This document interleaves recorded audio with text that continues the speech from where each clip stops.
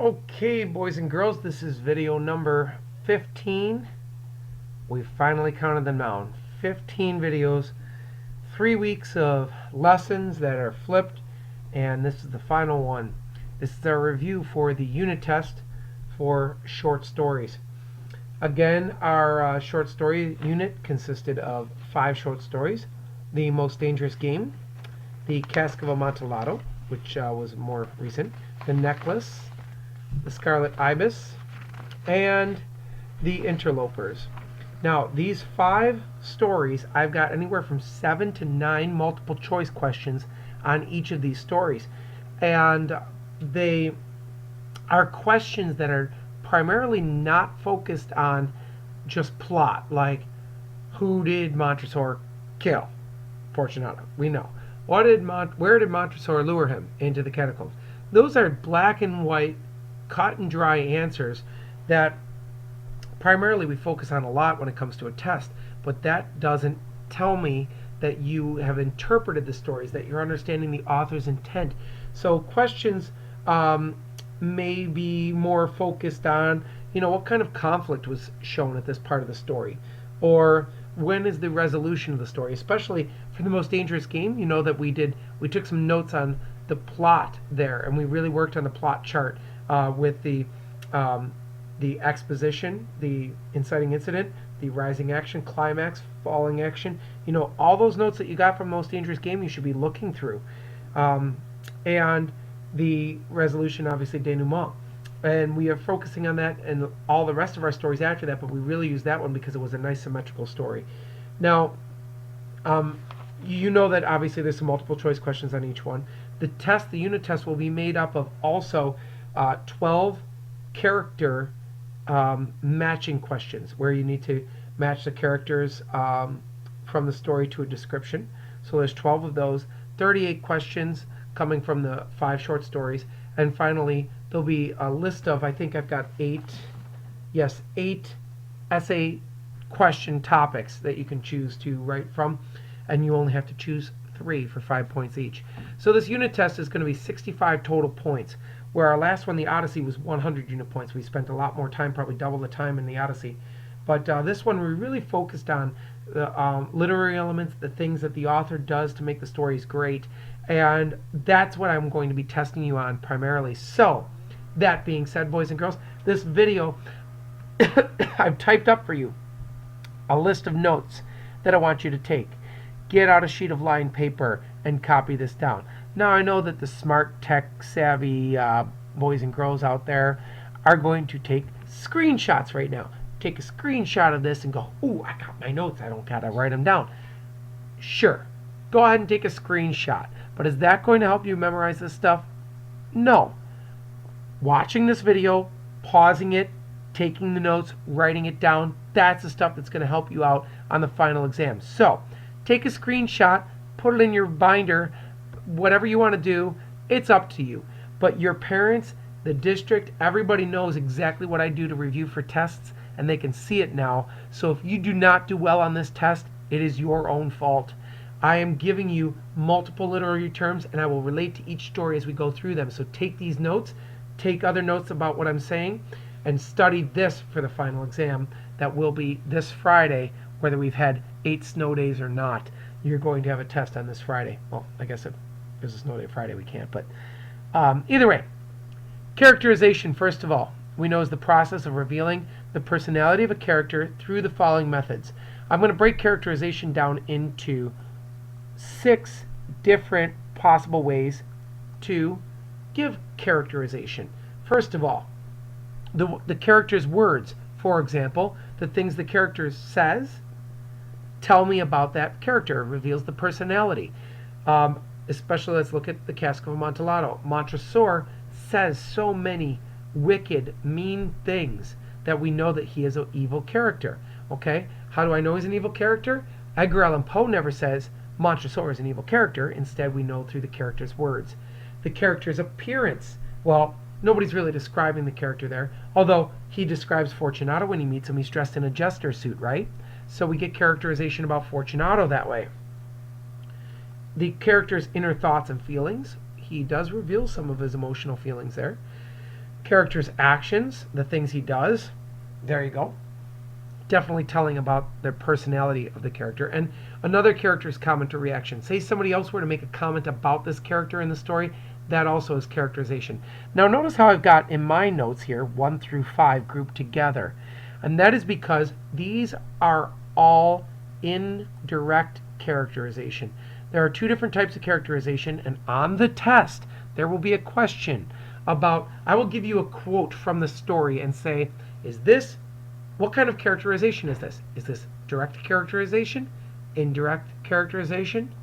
It's a multiple choice, so I'll probably do something stupid like pre-direct characterization and undirect characterization.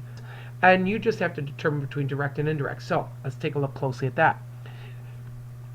Indirect characterization, the reader must judge what a character is like based on information provided by the author.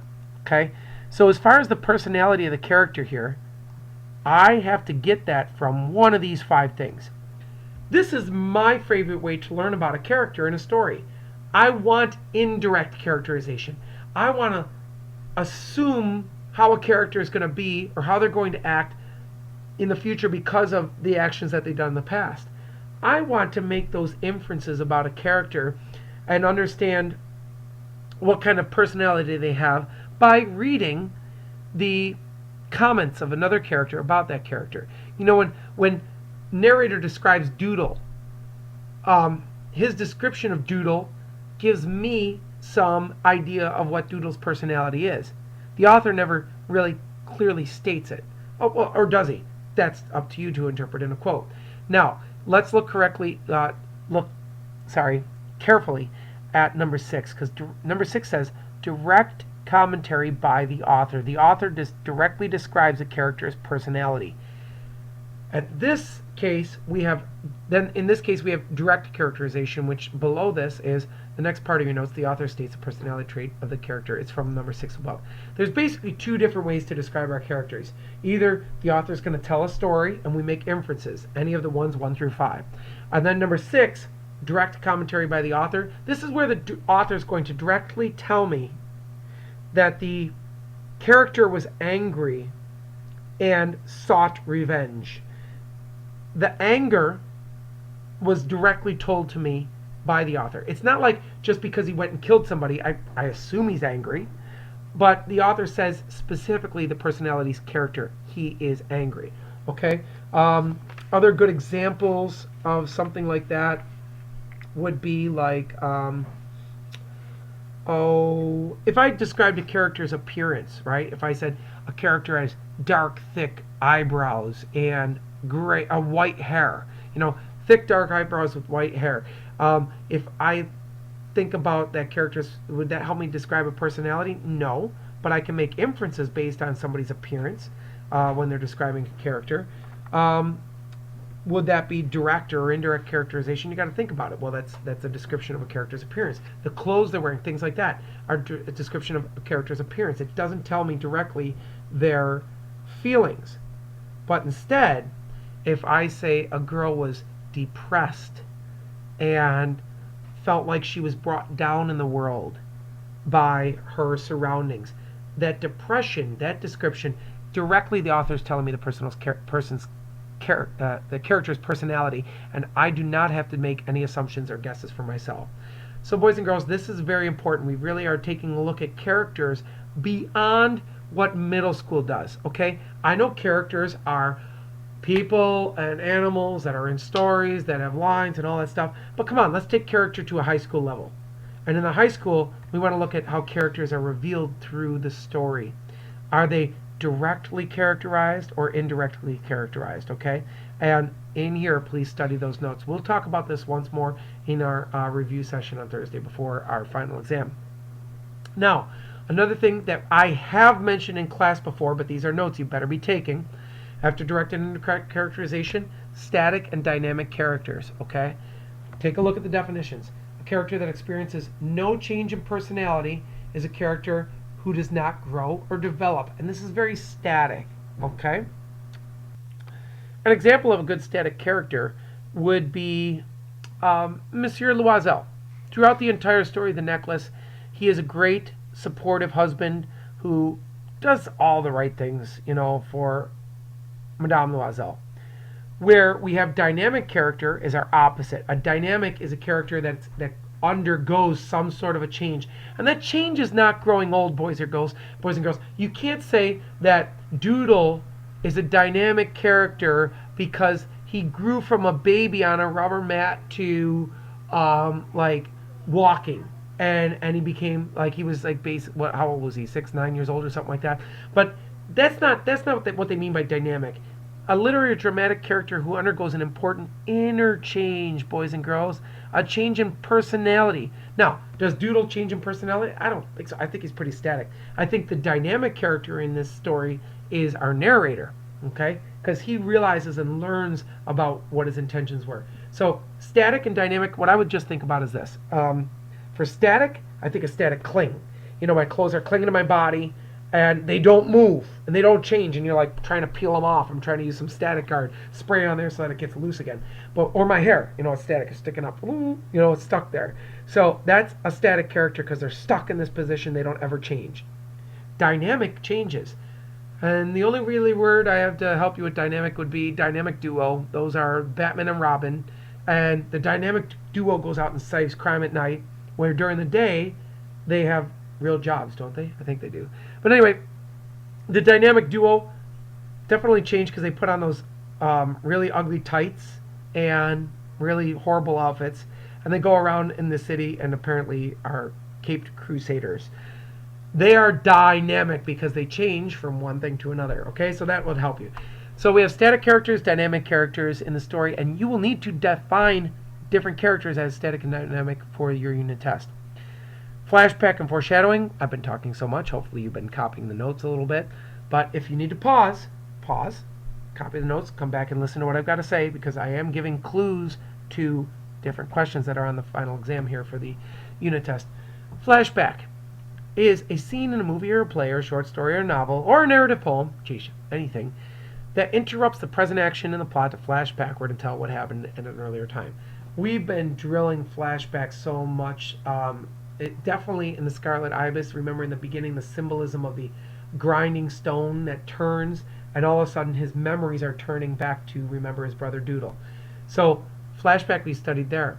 Any story where they go back in time to flash back, I think the other good one would be the Cask of Amontillado. He's like 50 years later, he's telling us a story. He's flashing back and remembering this stuff. So that would be important for the unit test as well. Foreshadowing, we've been talking a lot about this. Any clues and hints, that events that will occur later in the plot. It foreshadows in the foreground, later on, something that's going to be happening. And that's foreshadowing. Irony is the next big one. And I need you to know all these different types of irony, boys and girls. Okay. You're pretty good at knowing irony is the opposite of what we would expect. A contrast to what's real and what we expected to happen, but what really happened. But these three different ones, I've touched a little bit in class. You will need to know them for the unit test, okay? So, let's start with situational irony. These ones are very easy to remember if you just look at the word. Situation. There's an ironic situation in the story, a contrast between what we expected to happen and what really took place. Okay, so there's an ironic situation.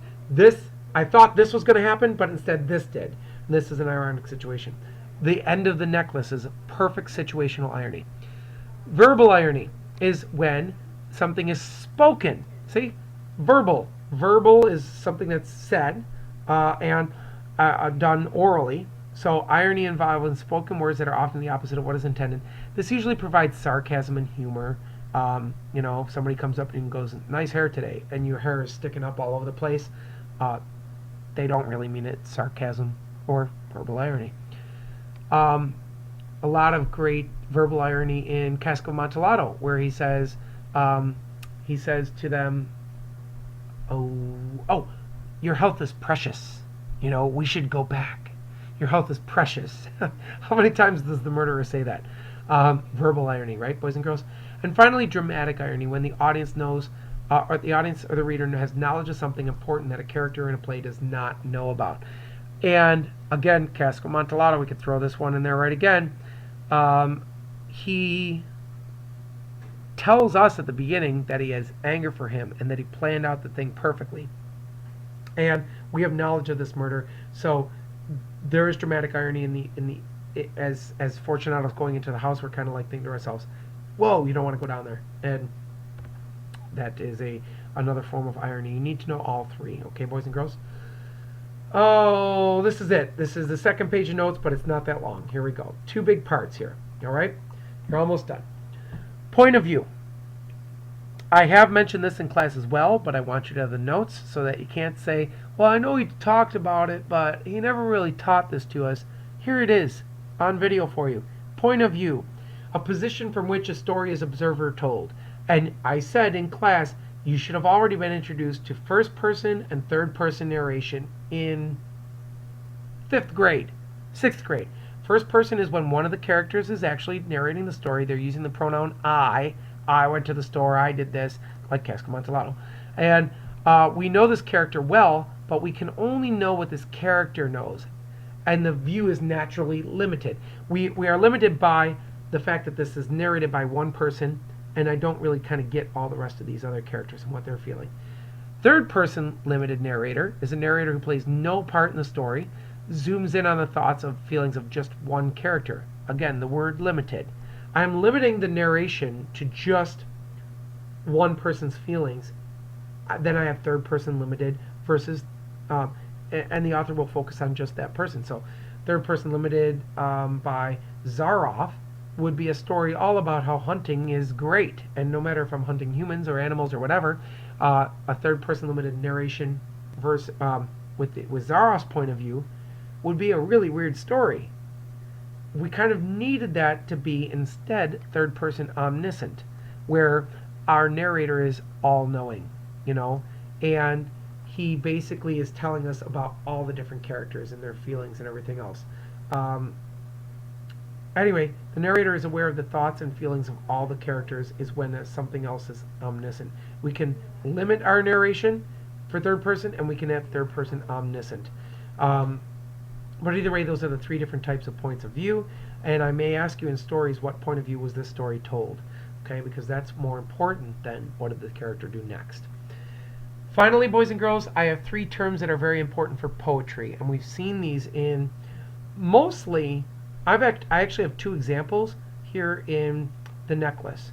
Guy de Maupassant, the French writer, as much as you may have been bored with the story at the beginning, what you need to do is go back and reread.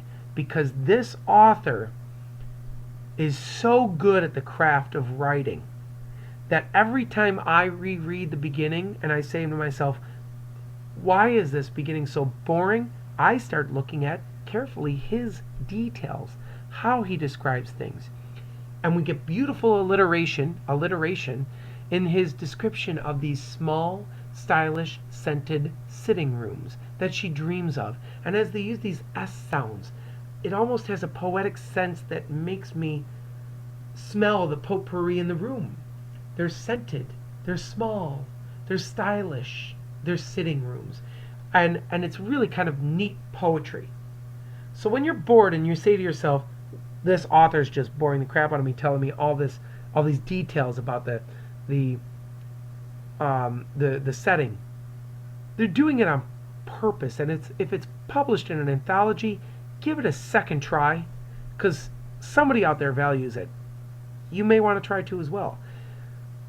Next up is assonance. And assonance is an alliteration and consonance. They're all like in the same family of literary terms. Assonance is when repetition of a similar vowel sound, I've highlighted that, in the middle of words are close together. For example, if I put down this character is bass and he will fade away. Bass and fade both have that assonance, that middle vowel sound. Vowel sound. I love when we put together the 2 words young love. A young love bloomed between Romeo and Juliet. Young love has that middle vowel sound that matches. And you may not notice it. Authors choose words like that together for a purpose, and that is to naturally make us want to listen to it. Sometimes I like listening to stories orally better than reading them by myself, because when I hear it, it speaks differently to me. The story takes on another level. go back and listen to The Necklace again. Just listen to it. Please. It's the first time I started to appreciate literature is when I started to go back and reread and give it a listen and try to appreciate these things. It just might do the same for you. Finally, consonants, okay, is a repetition of consonant sounds in words that are close together in a story or poem. Sounds a lot like alliteration. Well, alliteration is a form of consonants, but consonants doesn't have to be just at the beginning of the words, just like alliteration. Alliteration is always at the beginning of words. But I pointed this out in the story The Necklace as well. Repetition of consonant sounds, words that close together in a story or poem. Alliteration is a form of consonants, but consonants can also be in the middle or ends of words. Look at this quote. The shabbiness clashed with the stylishness of her evening clothes. Say that 5 times fast. Shabbiness clashed with the stylishness of her evening clothes. The shabbiness clashed with the stylishness. I'm like, there's a reason the author uses consonants in here. Remember, that's clashing, and I pointed this out in class too. The fact that she's putting on this overcoat that clashes with her very expensive dress shows, and she's repulsed by this thing. The author doesn't just say she's repulsed. He carefully chooses words with consonants that are hard to say because it helps me to interpret her pain. I can hear it. The shabbiness clashed with, it's even hard to say, with the stylishness of her evening clothes, right? So consonants is another beautiful literary term that poets and great writers use in their literature. Boys and girls, if you have this list of literary terms and you think about them the way that I described them, when you come in on Thursday for our final review before our unit test on Friday, you will be very well prepared for that unit test. One more thing I want to point out though. You have 5 short story summaries at this point that were from videos 1 through 14. If you are not reading those, writing those notes out, and studying those, I promise you this will be a very difficult test. But I've given you all the tools to make you successful. You need to take these tools and use them. That's all. I guarantee you, if you have these notes and my other notes from these videos, you will have an 85% or better if you printed out, typed out, wrote out all those notes, and you are studying those for the next 3 days. Guarantee it. 85 or better.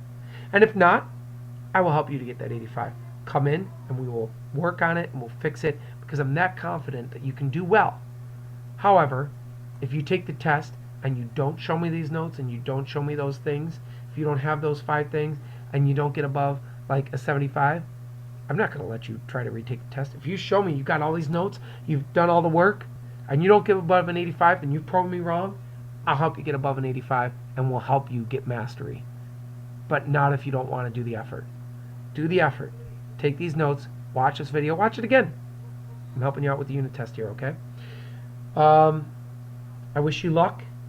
Stay warm, and thank you for watching this video. This is the final video of our flipped unit for short stories. Congratulations. Thank you.